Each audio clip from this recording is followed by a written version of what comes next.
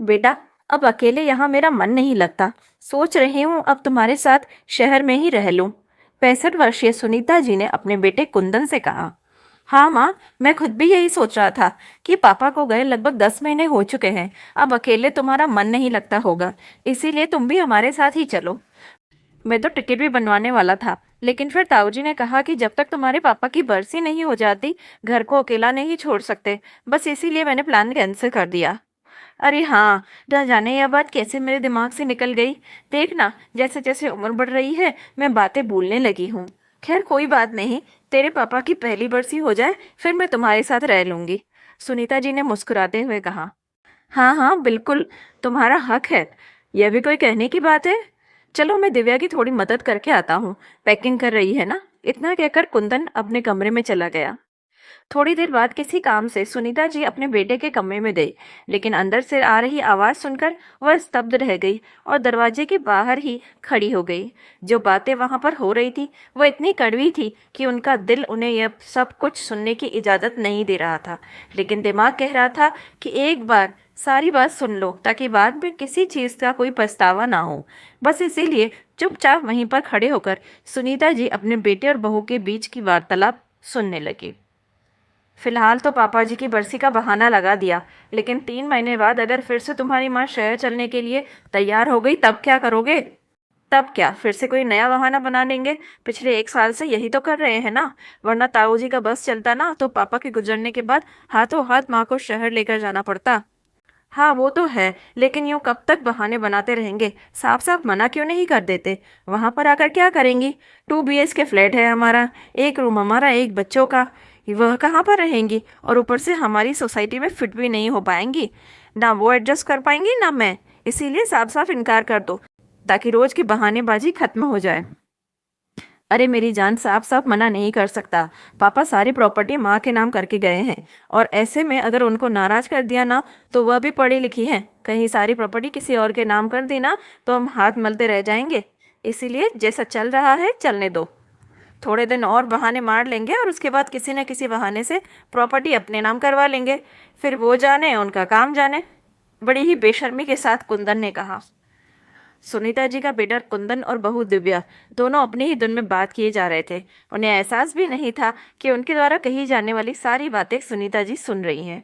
बिना किसी आहट के चुपचाप सुनीता जी अपने कमरे में चली गई। पलंग के सिरहाने पर सर रखा ही था कि आंखों से अश्रुधारा बह निकली। जिसे पोंछने वाला उनका अपना उनके पास कोई नहीं था, इसीलिए अपने पति की तस्वीर को गले लगाकर अपना दुख उन्हीं के साथ बांटने लग गई। सुना आपने कुंदन के पापा? आपका लाडला कुंदन क्या कह रहा है?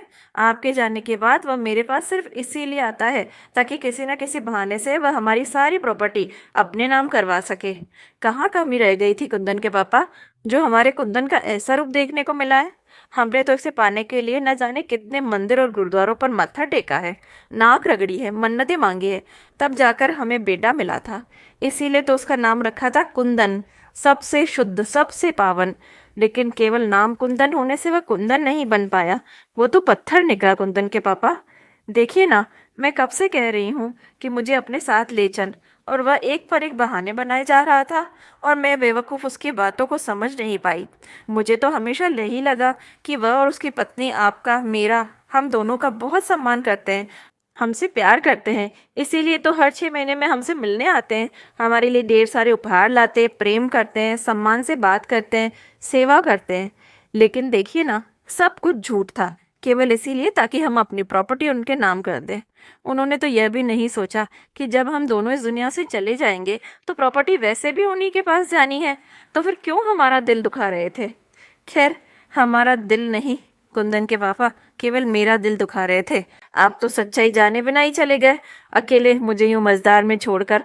अब बताइए क्या करूं मैं ऐसे कुंदन का, जो केवल नाम का ही कुंदन है, जो इस समय मेरे सही सलामत होने पर मुझे अपने साथ रखने को तैयार नहीं है। कल को अगर मैं बिस्तर पर आ गई, मुझे कोई बीमारी लग गई, तो ये तो मुझे कहीं रास्ते पर ही फेंक देगा। कहते कहते सुनीता जी फफक फफक कर रो पड़ी। क्योंकि अब अपनी पीड़ा को व्यक्त करने के लिए उनके पास शब्द भी नहीं बचे थे। अपने पति की तस्वीर को गले लगाकर अपने मन की सारी पीड़ा उन्होंने आंसुओं के रास्ते से बहा दी। लेकिन अब वह समझ चुकी थी कि कुंदन और दिव्या उनके साथ अच्छा व्यवहार केवल प्रॉपर्टी के लिए कर रहे थे। उनके साथ जाना, शहर में साथ रहना, यह सब कुछ सुनीता जी के नसीब में नहीं था। इसीलिए उन्होंने भी खुद को मजबूत कर लिया। अगले दिन कुंदन और दिव्या दोनों ही शहर के लिए रवाना होने वाले थे। सुबह उठकर सुनीता जी ने अपने रोजमर्रा के काम निपटाए और अपना बैग पैक करने लगी। अरे माँ, तुम ये बैग क्यों पैक कर रही हो और घर का सामान भी ऐसे व्यवस्थित कर रही हो जैसे कहीं जा रही हो? तुम कहाँ जा रही हो माँ? सुनीता जी को बैग पैक करता हुआ देखकर कुंदन ने कहा, क्योंकि उसे तो यह डर सता रहा था कि कहीं सुनीता जी मना करने के बाद भी उनके साथ ना चल पड़े। मैं शहर चल रही हूँ ना तुम्हारे साथ। क्या शहर चल रही हो? अरे माँ, मैंने तुम्हें बताया तो था ना कि पापा की बरसी किए बिना तुम शहर नहीं जा सकती हो। तो फिर? कुंदन, मैंने क्या कहा? कुंदन, मैंने ये कहा कि मैं शहर चल रही हूँ, ये नहीं कहा कि तुम्हारे घर चल रही हूँ, समझे? और हाँ, बहाने बनाना बंद करो। मैं सारी सच्चाई जान चुकी हूँ, इसलिए तुम्हारे साथ शहर जरूर चल रही हूँ, लेकिन अपनी व्यवस्था मैं एक वृद्धाश्रम में कर चुकी हूँ। और रही बात इस प्रॉपर्टी की, तो जिसकी वजह से तुम और तुम्हारी बीवी हम पति पत्नी के साथ अच्छा व्यवहार कर रहे थे, प्रेम और सम्मान से बात कर रहे थे, हर 6 महीने में हमारे पास आकर कुछ दिनों के लिए समय बिता रहे थे ताकि हमें अकेलापन ना लगे, तो उस प्रॉपर्टी को मैं उसी वृद्धाश्रम में तथा एक अनाथ आश्रम में दान करने का मन बना चुकी हूँ। माँ, ये तुम क्या कह रही हो? ऐसा कुछ भी नहीं है। और रही बात प्रॉपर्टी की, वो तो हमारी ही है ना, उसे तुम दान क्यों कर रही हो? तुम क्या चाहती हो कि हम, मतलब कि तुम्हारे बच्चे, यूं ही परेशान होते रहें बिना किसी प्रॉपर्टी के? कुंदन, मैंने कहा ना बहाने मत बनाओ, मैं सब कुछ जान चुकी हूँ। कल रात तुम्हारे और दिव्या के बीच जो बातचीत हो रही थी ना, वह सब मैं सुन चुकी हूँ। इसीलिए अब गलतफहमी या समझाइश की कोई गुंजाइश नहीं है। और हाँ, जो फैसला मैं ले चुकी हूँ, मैं उस पर अडिग हूँ। अब से मैं वृद्धाश्रम में ही रहूंगी, ताकि कल को अगर कोई दिक्कत होती है तो कम से कम वे लोग बिना किसी स्वार्थ के मेरी सेवा तो करेंगे, जो कि मुझे नहीं लगता कि तुम कर पाओगे। और रही बात प्रॉपर्टी की, तो जिस प्रॉपर्टी के लिए तुम मेरे आगे पीछे घूम रहे हो ना, वह प्रॉपर्टी तुम्हारे पापा की है।